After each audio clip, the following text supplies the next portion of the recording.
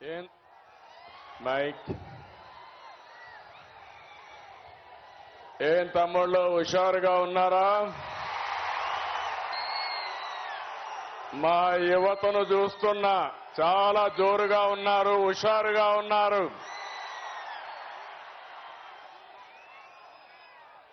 గౌరవనీయులు power star మిత్రులు, మీరు అభిమానించే నాయకుడు, జనసేన అధినేత పవన్ కళ్యాణ్ గారు,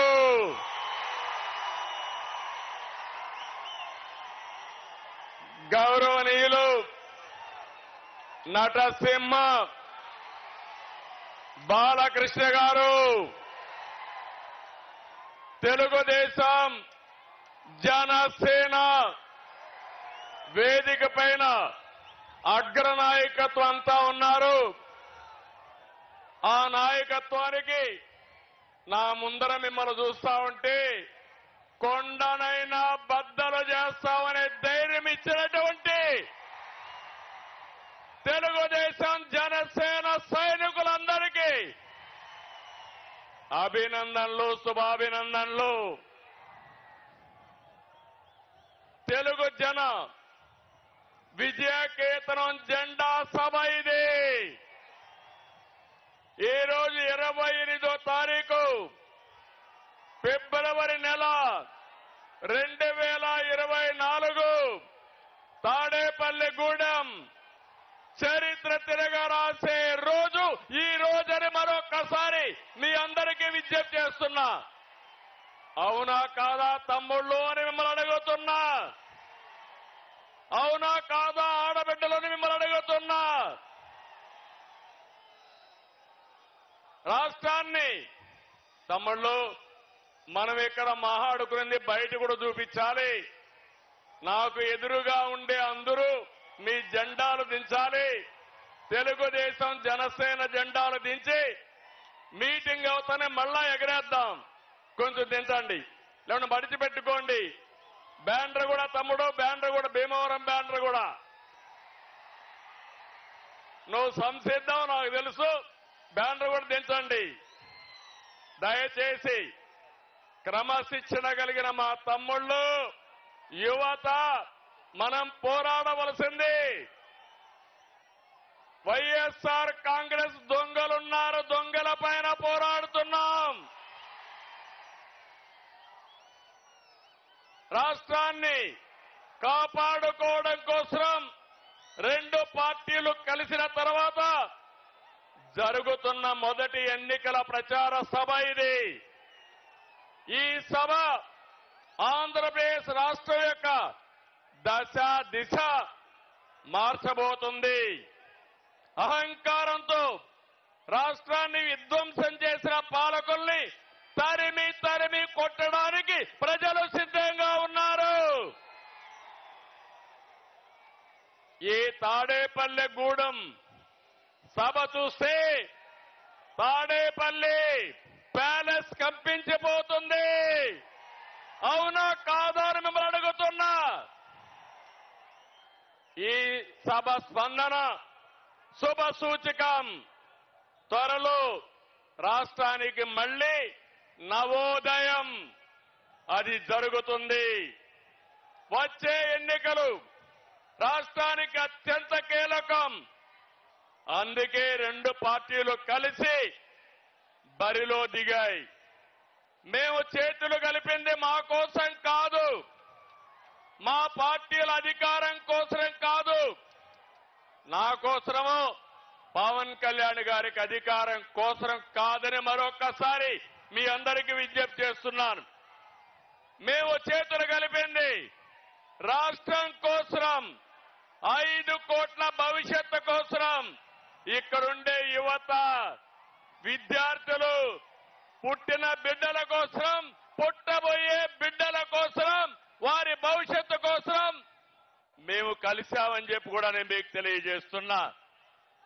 విధ్వంసమైన రాష్ట్రాన్ని నిలబెట్టడానికి చేతులు కలిపాం. హత్యకు గురైన ప్రజాస్వామ్యాన్ని తిరిగి బతికించడానికి మేము చేతులు కలిపాం. దెబ్బతిన్న రైతాంగం కోసం, మీ బిడ్డల ఉద్యోగాల కోసం కలిసి బరిలో దిగాం. ప్రభుత్వ బాధలతో చిత్రమవుతున్న పేదవాడిని కాపాడడానికి ఇద్దరం కలిసి అడుగేస్తున్నాం. మా పొత్తు వైసీపీ విముక్త ఆంధ్రప్రదేశ్ కోసం, తెలుగువాడి ఆత్మగౌరవాన్ని కాపాడడం కోసం నేను అడుగుతున్నా. తెలుగు వారికి రోషం ఉందా తమ్ముళ్ళు అని అడుగుతున్నా. మాకు రోషం ఉంది, సత్తా చూపిస్తామని గట్టిగా చప్పట్లు కొట్టి హర్షాన్ని ఆమోదాన్ని తెలియజేయండి. ఒక వ్యక్తి అహంకారం వల్ల జరిగిన నష్టాన్ని ఒక సీనియర్ నేతగా నేను చూస్తూ ఊరుకొండలేను. అదే సమయంలో ప్రశ్నించే, ఎదిరించే తత్వం ఉన్న పవన్ కళ్యాణ్ కూడా మౌనంగా ఉండలేరని మరొక్కసారి మీకు విజ్ఞప్తి చేస్తున్నా. అందుకే ఇది ప్రజలు కుదిర్చిన పొత్తు, జనం కోరుకున్న పొత్తు, రాష్ట్రంలో వెలుగు నింపే పొత్తు. అవునంటే గట్టిగా ఆమోదం తెలియజేయండి. రాష్ట్ర పునర్నిర్మాణం కోసం మాతో చేతులు కలపండి, మాతో అడుగేయండి మనస్ఫూర్తిగా మిమ్మల్ని అందరినీ కోరుకుంటున్నా. అదే సమయంలో మీరు ఒక్కసారి చూస్తే రాష్ట్ర పరిస్థితి అందరం అర్థం చేసుకోవాలి. 2014 గతాన్ని ఒకసారి నెమరు వేసుకుని భవిష్యత్తుకు నాంది పలకాల్సిన బాధ్యత మనందరికీ ఉంది. 2014 ఏ విధంగా ఉందో ఒక్కసారి మీరు ఆలోచిస్తే, విభజన జరిగింది, హేతుబద్ధత లేదు. కానీ ఆ రోజు మీరు చూస్తే పవన్ కళ్యాణ్ గారు ఎన్నికల ముందే ఇప్పుడు నేను పోటీ చేయడం కాదు, రాష్ట్రాన్ని కాపాడుకోవాలి కాబట్టి తెలుగుదేశం బీజేపీ ప్రభుత్వానికి సమర్థిస్తామని స్వచ్ఛందంగా ముందుకొచ్చిన వ్యక్తి పవన్ కళ్యాణ్ గారిని మరొకసారి విజ్ఞప్తి చేస్తున్నా. అక్కడి నుంచి మేము అధికారాన్ని ఒక బాధ్యతగా తీసుకున్నాం. ప్రతి క్షణం రాష్ట్రం కోసం ఆలోచించాం. నాడు మీరిచ్చిన అధికారంతో ఆర్థిక కష్టాలున్న రాష్ట్రం, రాజధాని లేని రాష్ట్రం, పరిపాలన అస్తవ్యస్తంగా ఉన్న రాష్ట్రం, అవన్నీ కూడా అంచెలంచెలుగా ఏం చేయాలని ఆలోచించాం. అయితే ప్రజలందరూ కూడా ఒక షాక్ లో ఉన్నారు. విభజన జరిగింది, హైదరాబాద్ నగరం పోయింది, మాకు పింఛన్లైనా ఇవ్వగలుగుతారా, రాష్ట్ర భవిష్యత్తు ఉంటుందా అని ఆలోచించే సమయంలో ఆ రోజు అనేక కార్యక్రమాలు చేశాం. ఒక విషయం ఇక్కడ గుర్తుపెట్టుకోవాలి, ఆంధ్ర రాష్ట్రంలో అన్ని వనరులు ఉన్నాయి. యువత ప్రపంచాన్ని జయించే శక్తి తెలుగు తమ్ముళ్లకుంది, అది ఆంధ్రప్రదేశ్ సొంతమని యువతకు విజ్ఞప్తి చేస్తున్నా.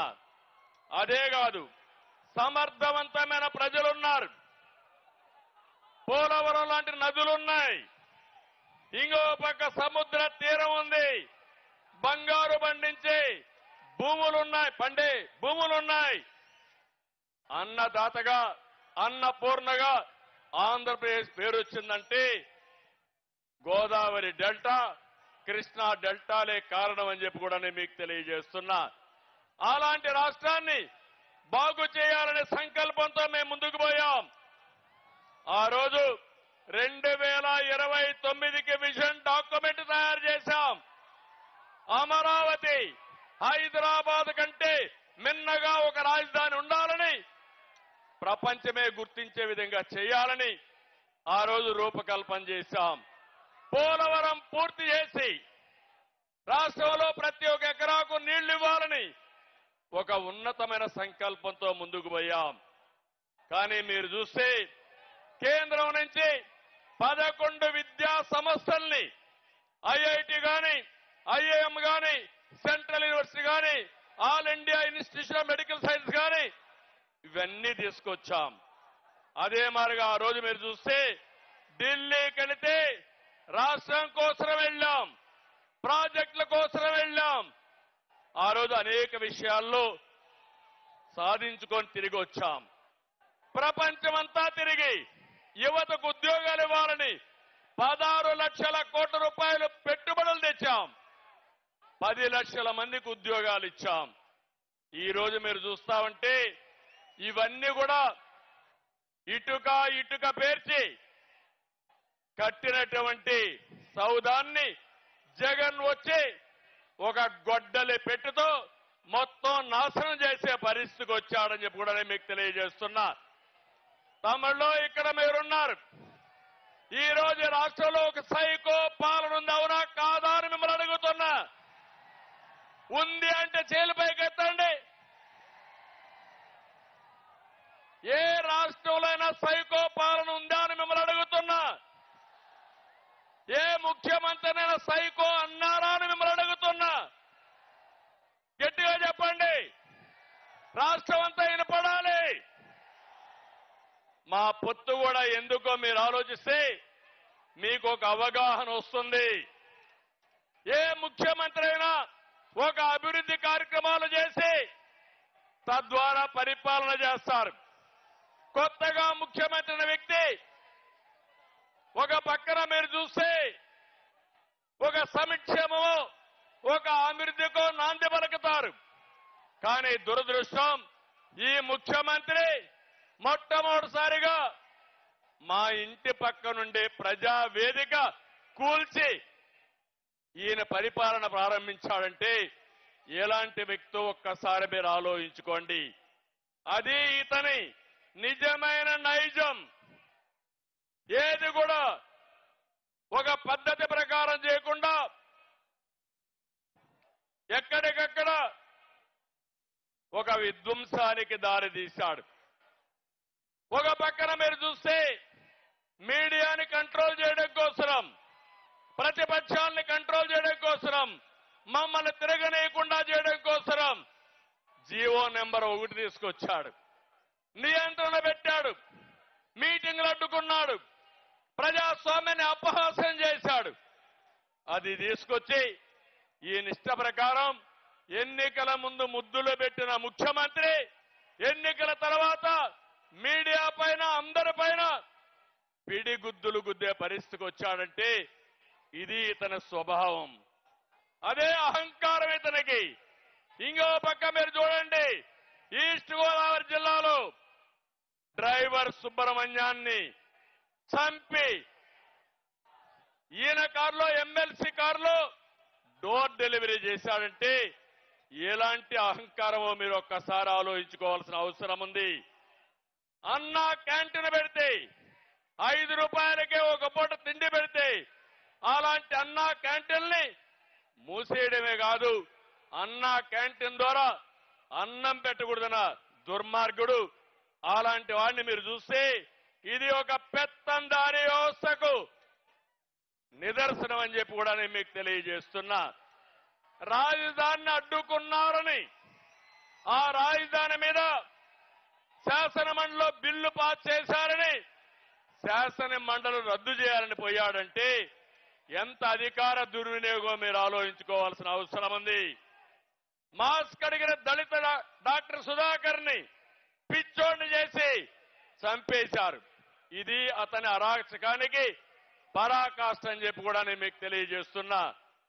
రాజధానిలో విట్ ఉంటే, ఎస్ఆర్ఎం ఉంటే, అమృత లాంటి యూనివర్సిటీ ఉంటే 15,000 మంది బయట వాళ్ళు వచ్చి చదువుకునే పరిస్థితి క్రియేట్ చేసి అవన్నీ తెలుగుదేశం పార్టీ పెట్టారనే దురుద్దేశంతో రోడ్లు కూడా వేయకుండా, నీళ్లు కూడా ఇవ్వకుండా, కడాన మట్టి కూడా రోడ్డు మీద ఉంటే తవ్వకపోయిన దుర్మార్గులు అని చెప్పి నేను మీకు తెలియజేస్తున్నా.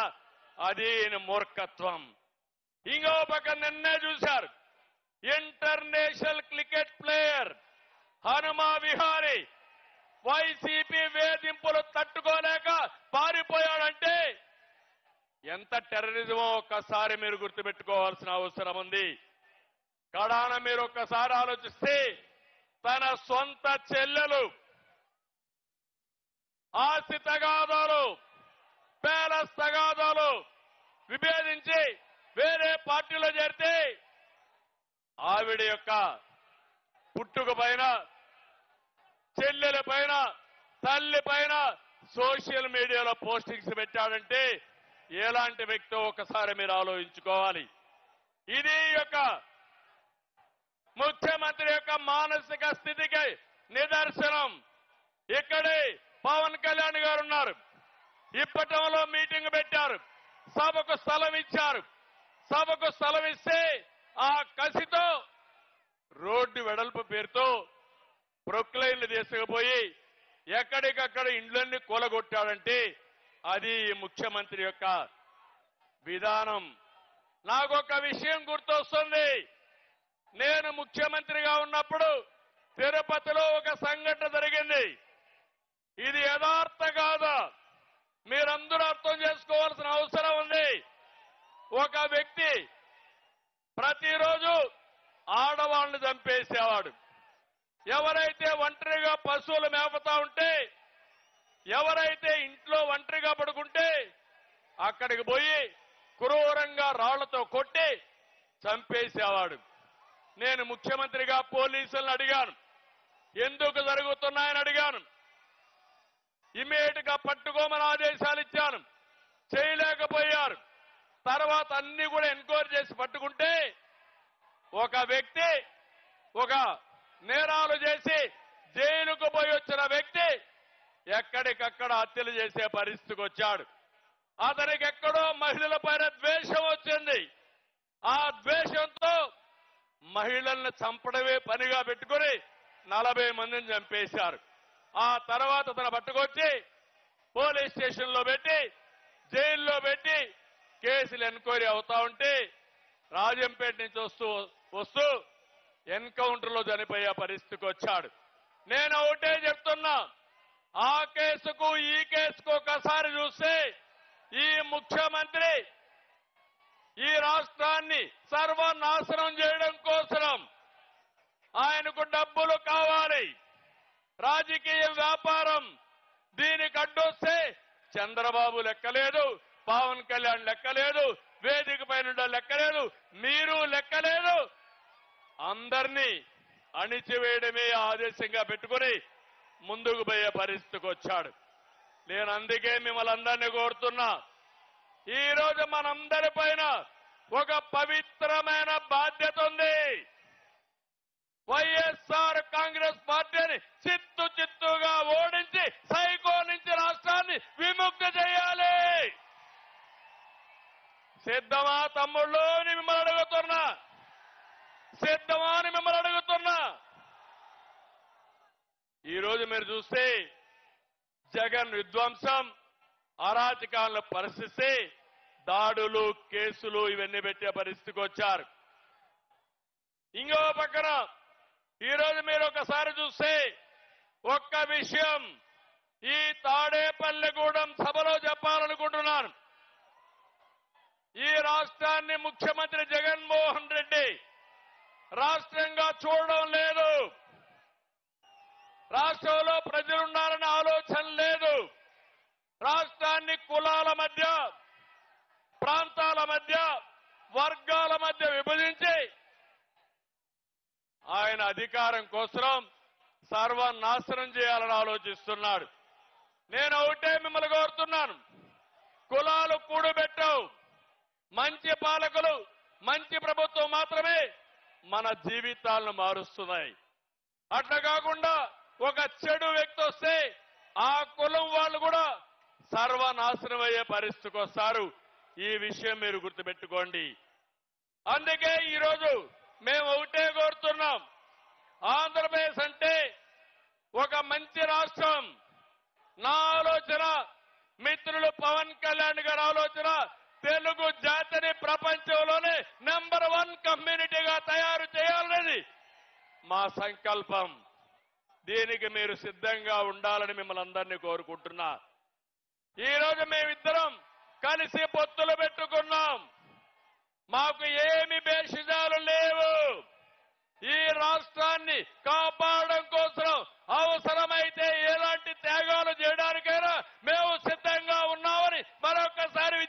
అడుగుతున్నా. ఏం తమ్ముళ్ళో మీరు సిద్ధమా అని మిమ్మల్ని అడుగుతున్నా. టీవీలు చూసే ఆడబిడ్డలో మీరు సిద్ధమా అని మిమ్మల్ని అడుగుతున్నా. ఇంకో పక్క ఎన్ని విధాలుగా ప్రయత్నం చేశారు పవన్ కళ్యాణ్ గారి మీద. విమానంలో వస్తే వీళ్ళబ్బ సొత్తు మారిగా విమానాశ్రయానికి రావడానికి వీలు లేదంట. విశాఖపట్నంలో వీధుల్లో తిరుగుతా ఉంటే తిరగకూడదని ఆయన్ని హోటల్లో కట్టడి చేసే పరిస్థితికి వచ్చారు. కడాన అహంభావం ఎంతవరకు వెళ్ళిందంటే సినీ ప్రముఖులు కూడా శాసించే పరిస్థితికి వెళ్లారు. సినిమా టికెట్ల పేరుతో మహానటుడు చిరంజీవిని, మహాదర్శకుడు రాజమౌళిని అవమానించే స్టేజ్కి వెళ్లారు. నేను బాధపడ్డా, చాలా వరకు నొచ్చుకున్నా.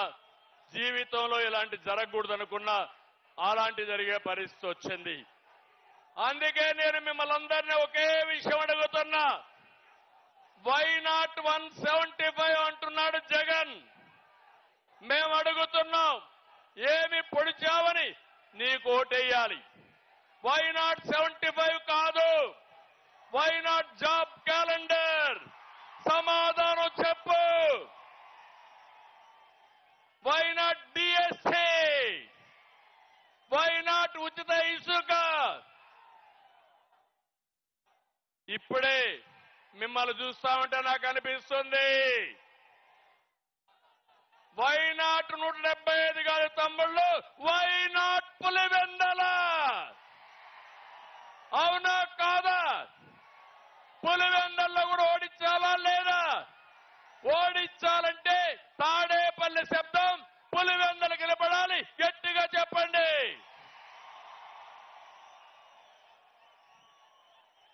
నేను ఒకటే చెప్తున్నా, ఇవన్నీ వదిలిపెట్టు జగన్మోహన్ రెడ్డి. ఊ కిల్డ్ బాబాయ్? ఊ కిల్డ్ బాబాయ్? సమాధానం చెప్పమని సవాలు విసురుతున్నా. న్యాయమవునా కాదా యువత? తమ్ముళ్ళు, ఇంకో పక్క జగన్ ఒక బ్లఫ్ మాస్టర్. అవునా కాదా? బ్లఫ్ మాస్టర్ అవునా కాదా? మామూలుగా బ్లఫ్ మాస్టర్ అంటే అబద్ధాలు పదే పదే చెప్పడం, రెండో చేయని పనుల్ని చేసినట్టు చెప్పుకోవడం.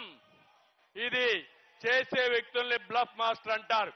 ఒకప్పుడు నేను చూశాను ఊరల్లో కణికట్టు కట్టేవాళ్లు. కణికట్టు అంటే ఉన్నది లేనిది పదే పదే చెప్పి మనల్ని నమ్మించాలని ప్రయత్నం చేసేవారు. అలాంటి వ్యక్తి జగన్మోహన్ రెడ్డి. నేను అడుగుతున్నా, 25 మంది ఎంపీలు ఇస్తే ప్రత్యేక హోదా తెస్తా అన్నావు, తెచ్చారా అని అడుగుతున్నా. మద్యపాన నిషేధం చేస్తా ఉన్నావు, చేశావా అని అడుగుతున్నా. సిపిఎస్ రద్దు చేస్తా అన్నాడు, చేశాడా అని నేను అడుగుతున్నా. నిన్ననే కుప్పం చూశారు తమ్ముళ్ళు, పేపర్లో వచ్చింది. నా నియోజకవర్గం 35 ఏళ్లుగా ఎమ్మెల్యేగా ఉన్నా, అక్కడ ముఖ్యమంత్రిగా ఉన్నా. కుప్పానికి నీళ్లని ఈ ముఖ్యమంత్రి నాటకాలు వేశాడు. నేరుగా కుప్పం వెళ్ళాడు, ట్యాంకర్లో నీళ్లు తీసుకుపోయాడు, కాలువల్లో నీళ్లు పెట్టాడు. అక్కడి నుంచి మీరు చూస్తే కొత్తగా గేట్లు తీసుకుపోయాడు. ఇవి చూస్తే మా పవన్ కళ్యాణ్ గారు కానీ మా జయకృష్ణ ఏ మాత్రం లాభం లేదు. సినిమా సెట్టింగ్ వేశాడు, నీళ్లు వదిలిపెట్టాడు, సాయంత్రం వదిలిపెట్టి వచ్చాడు. తెల్లవారితో నీళ్లు లేవు, అక్కడ గేట్లు పెట్టాడు. ఉదయం 11:30 గంటలకు గేట్లు పెట్టి తర్వాత రోజున 10:30 గంటలంటే 23 గంటల్లో సినిమా సెట్టింగ్ కూడా తీసుకొని వెళ్లిపోయే పరిస్థితికి వచ్చారు. ఇది ముఖ్యమంత్రి విశ్వసనీయత. నేను చెప్తున్నా, నేను మొన్నే పిలిపించా, నా నియోజకవర్గం ప్రజలకు విజ్ఞప్తి చేశా, 1,00,000 ఓట్ల లక్ష్యంగా బాబుకు సహకరించమని ఒక పిలిపించా. ఈ రోజు ఇక్కడ చెప్తున్నా, జగన్మోహన్ రెడ్డి నా నియోజకవర్గంలో 1,00,000 మెజారిటీ వస్తాయి, నీ నాటకాలు ఎవ్వరూ పట్టించుకోరని మరొకసారి తెలియజేస్తున్నా. తమిళు ఇంకో పక్క ఒక ఫ్లాప్ సినిమా జగన్ది. 2019లో అధికారం కోసం పాదయాత్ర చేశాడు, జ్ఞాపకం ఉందా అని మిమ్మల్ని అడుగుతున్నా. నేను గాని అనుకోనంటే పాదయాత్ర చేసేవాడా అని మిమ్మల్ని అడుగుతున్నా. నాకు ఒక్క అవకాశం ఇవ్వండి అని బుగ్గలని మీరాడు, జ్ఞాపకం ఉందా అని అడుగుతున్నా. ముద్దులు పెట్టాడు, జ్ఞాపకం ఉందా అని అడుగుతున్నా. ఇవన్నీ కూడా పెట్టి పెద్ద పెద్ద ట్రైలర్స్ రిలీజ్ చేశాడు. మీరు అనుకున్నారు బాహుబలి సినిమా చూపిస్తాడని చెప్పి అనుకున్నారు. 5 ఏళ్లు పరిపాలన చూశారు, ఎక్కడికక్కడ అట్టర్ ఫ్లాప్ అయింది. నమ్మి ఓట్లేసిన వారు చీకొడుతున్నారు. ఆ cinema utter flop, utter flop. దీనికి సీక్వెల్ ఉండదు. ఒకటే తెలుసుకోవాలి తమ్ముళ్ళు, జనసేన సైనికులు, తెలుగుదేశం తమ్ముళ్ళు ఒకటే గుర్తుపెట్టుకోవాలి. అట్టర్ ఫ్లాప్ అయిన సినిమాకి మళ్ళా సీక్వెల్ ఉంటుందా తమ్ముళ్ళు? అందుకే ఆ సినిమా అయిపోయింది, 40 రోజులే ఉంది. వైసీపీ రౌడీలకి రియల్ సినిమా 40 రోజుల తర్వాత చూపిస్తామని ఈ సభ ద్వారా హెచ్చరిస్తున్నా. జనసేన తెలుగుదేశం పొత్తు సూపర్ హిట్, అవునా కాదా? సూపర్ హిట్ అయితే గట్టిగా చప్పట్లు కూడా చెప్పండి. నీ కుట్రలు, నీ కుతంత్రాలు అట్టర్ ఫ్లాప్, విధ్వంసానికి ఒక ఫుల్ స్టాప్. అందుకే TDP Janasena winning team, YSR Congress party cheating team, అవునా కాదా? తెలుగుదేశం జనసేన గట్టిగా చెప్పాలి విన్నింగ్ టీం అని. Telugu Desam Janasena, YSR Congress party cheating team, YSR Congress party. ఒకటే గుర్తుపెట్టుకోండి, ప్రశాంతమైన రాష్ట్రంలో హింస, దాడులు, కేసులతో జగన్ అగ్గిరాజేశాడు. అంతటా అశాంతి, ప్రతి ఒక్కరిలో కోపం, ఆవేశం ఉన్నాయి. ఇప్పుడు అదే అగ్గితో మా తమ్ముళ్ళందరూ తెలుగుదేశం జనసేన తమ్ముళ్ళు వైఎస్ఆర్ కాంగ్రెస్ పార్టీని తగలబెట్టడానికి సిద్ధంగా ఉన్నారు. దీనికి వాయువు కూడా తోడైంది. ఎవరు తమ్ముళ్ళు ఆ వాయువు? ఎవరా వాయువు? పవన్ కళ్యాణ్ గారు.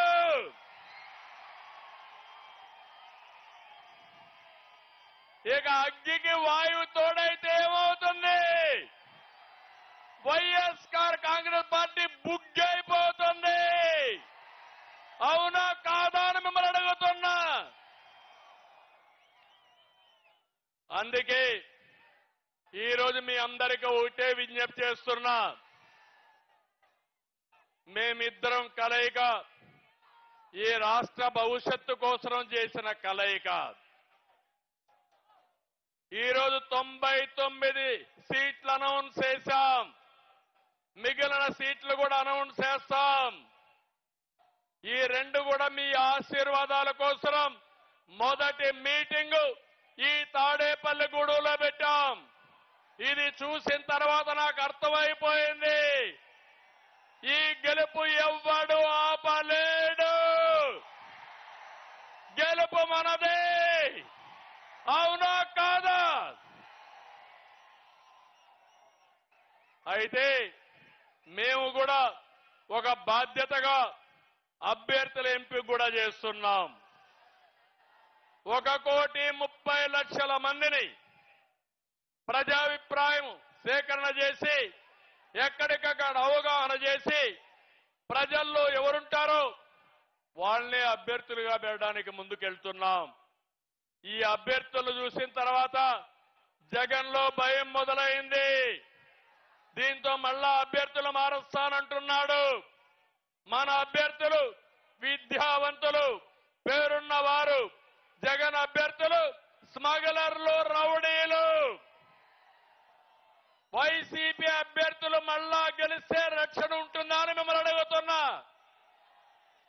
అందుకే బూతులు మాఫియా నేతలు కావాలన్నా, ప్రజలకు సేవ చేసి మంచి వ్యక్తులు కావాలన్నా మీరే ఆలోచించండి. రాష్ట్రాన్ని పునర్నిర్మాణం చేసుకోవాలి. మంచి చేయాలని తపన మాలో ఉంది, సంకల్పం ఉంది, బాధ్యత ఉంది.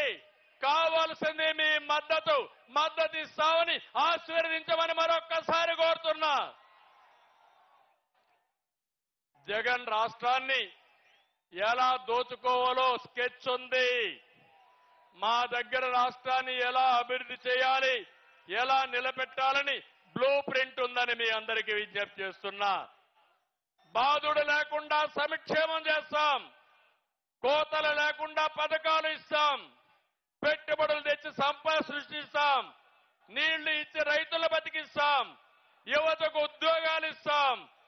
ఈ మాఫియా పాలకుడు తాను దోచుకున్న డబ్బులతో మళ్ళా మీ దగ్గరకు వస్తున్నాడు. నేను ఒకటే మిమ్మల్ని కోరుతున్నా, మేము సంపాదించే సంపద ద్వారా వచ్చే ఆదాయం ఈ పేదవాళ్ళకే ఇస్తాం. అది అనునిత్యం జరుగుతుందని చెప్పి కూడా నేను మీకు తెలియజేస్తున్నా. అందుకే సూపర్ 6 అనే కార్యక్రమం తీసుకొచ్చాం. రేపో ఎల్లుండో మళ్ళీ అన్ని వర్గాల్ని న్యాయం చేసేట్టుగా బీసీ డిక్లరేషన్ ఇస్తాం, ఎస్సీకి డిక్లరేషన్ ఇస్తాం, ఎస్టీల కోసం ఆలోచిస్తాం, మైనారిటీల కోసం చేస్తాం, మహిళల కోసం ఆలోచిస్తాం, రైతుల కోసం ఆలోచిస్తాం. కడకు ఉద్యోగులు కూడా న్యాయం చేసే విధంగా తెలుగుదేశం పార్టీ జనసేన ఎన్నికల మేనిఫెస్టో తొందరలోనే రిలీజ్ చేస్తామని ఈ సభ ద్వారా మీకు తెలియజేస్తున్నా. అందుకే ఒక్క విషయం నేను మిమ్మల్ని అందరినీ కోరుతున్నా. ఈరోజు ఈ పవిత్రమైన సభలో, రాష్ట్రాన్ని కాపాడే ఈ మహాసభలో ఒకే విషయం మిమ్మల్ని కోరుతున్నా. మనం ఐక్యంగా ఉండడానికి, ఈ రాష్ట్రం బాగు కాకుండా చూడడానికి అనేక కుట్రలు కుతంత్రాలు చేస్తారు. ప్రతి ఒక్క వ్యక్తి అప్రమత్తంగా ఉండాలి. ఆ అప్రమత్తంగా లేకపోతే రాష్ట్రం నాశనం అయిపోతే, రాష్ట్రం నష్టపోతే అందులో కూడా మనం కూడా బాగాలి. అందుకే అందరికీ సీట్లు ఇవ్వలేకపోవచ్చు, కానీ అటు జనసేన ఇటు తెలుగుదేశం కోరుకున్న వాళ్ళందరికీ సీట్లు ఇవ్వలేం. కానీ ఒకటి మాత్రం మేము హామీ ఇస్తున్నా ఈ మహాసభలో, పవన్ కళ్యాణ్ గారి సమక్షంలో. అది ఏంటంటే, పని చేసిన ప్రతి ఒక్క కార్యకర్తకు, నాయకుడికి న్యాయం చేసే బాధ్యత ఈ రెండు పార్టీలు, ఈ ఇద్దరు నాయకులు మేము తీసుకుంటాం. ఒక్క విషయం మీరు గుర్తుపెట్టుకోండి, నేతలెవరు ఎగోగు పోవద్దండి. ఎవరు ఎక్కువ కాదు, ఒకరు తక్కువ కాదు. ఒక పార్టీ వెనకాల మరో పార్టీ నడవడం లేదు. రెండు పార్టీలు కలిసి అడుగులేస్తున్నాం. పార్టీల నిర్ణయాన్ని ఆదేశాల్ని అర్థం చేసుకున్న తెలుగుదేశం జనసేనకులకి శిరస్సు వంచి నా నమస్కారాలు తెలియజేస్తున్నా. ఈ విషయం ప్రతి ఒక్కరూ అర్థం చేసుకోవాల్సిన అవసరం ఉంది. ఒక అనుభవంతో చెప్తున్నా, రాష్ట్రానికి న్యాయం చేయాలనే సంకల్పంతో పవన్ కళ్యాణ్ గారు, నేను ఈ మహా ఉద్యమానికి శ్రీకారం చుట్టామని చెప్పి కూడా నేను మీకు తెలియజేస్తున్నా. ప్రజల జీవితాల్ని ఛిద్రం చేసిన ఫ్యాన్ని టీడీపీ జనసేన కొట్టే దెబ్బకు ముక్కలైపోవాలి. చేస్తారా తమ్ముళ్ళని మిమ్మల్ని అడుగుతున్నా. కలిసి పని చేయండి, కసితో పనిచేయండి, కష్టపడి పనిచేయండి. అలాంటి కార్యకర్తలకు నష్టం జరగకుండా చూసే బాధ్యత మాది. పొత్తు గెలవాలి, రాష్ట్రం నిలవాలి, ప్రజల బ్రతుకులు వెలగాలి. టీడీపీ జనసేన పొత్తు సూపర్ హిట్. ఆంధ్రప్రదేశ్ ఇక అన్స్టాపబుల్. ఆంధ్రప్రదేశ్ ఇంకా అన్స్టాపబుల్. అందుకే అడుగుతున్నా, గట్టిగా పౌరుషంగా చెప్పాలి. తెలుగుదేశం జనసేన పొత్తంటే ఐక్యత వర్ధిల్లానికి చెప్పాలి. తెలుగుదేశం జనసేన ఐక్యత వర్ధిల్లాలి గట్టిగా. తెలుగుదేశం జనసేన ఐక్యత. తెలుగుదేశం జనసేన ఐక్యత. తెలుగుదేశం జనసేన ఐక్యత. Thank you. మిమ్మల్ని చూశాను, చాలా ఆనందంగా ఉంది. ఈ ఉత్సాహం చూసిన తర్వాత గెలుపు మనదే. ఎన్నికలయ్యే వరకు నిద్రపోవద్దని మరొకసారి విజ్ఞప్తి చేస్తూ అందరికీ నమస్కారాలు. జై హింద్.